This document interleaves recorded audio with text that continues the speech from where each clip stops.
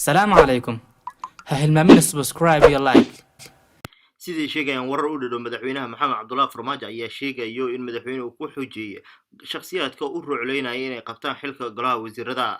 shakhsiyaad fara badan oo aan lagu tiriyo dadka u diirnaxeen siyaasadda dalka Soomaaliya isla markaana cunaha ku dhiga shacabka Soomaaliyeed ayaa la sheegaya maxamed cabdullaahi farmaajo inuu ku xujeeyay hal arrin oo qura siyaasiyiin fara badan oo qaarkood xildhibaano ah isla markaana ahaa 20 sano ugu dambeysay isla markaana marar badan ka soo muuqda golihii wasiirada ee xukuumadihii hore ee dalka Soomaaliya ayaa la sheegay in haatan uu ku xujiyay hal shuruud oo qura madaxweynaha ayaa la sheegay in shakhsiyaad fara badan uu ku xujiyay inay soo xisaabiyaan hantida haatan ay haystaan guud ahaan kuwaas oo laga bilaabayo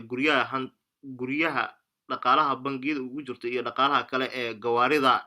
waxaana la sheegayaa in siyaasiyiin waaweyn ay haatan ka biyo diideen arrintaasi isla markaana sheegay inay macquul ahayn madaxweynaha ayaa la sheegay inuu shakhsiyaad fara badan oo caan ku ahaa xukuumadii hore inay kasoo muuqdaan ayaa la sheegay in haatan taasi caqabad ku noqoto isla markaana isaga tagaan kasoo mid noqoshada golaha wasiirada cusub ee dhowaan lagu dhawaaqi doono arrintani ayaa ah midda ugu hadalhaynta badan ee ka taagan guud ahaan caasimadda iyo goobaha lagu kariyo siyaasadda wixii kusoo kordha wararkeena dambe ayaad kala socon doontaan.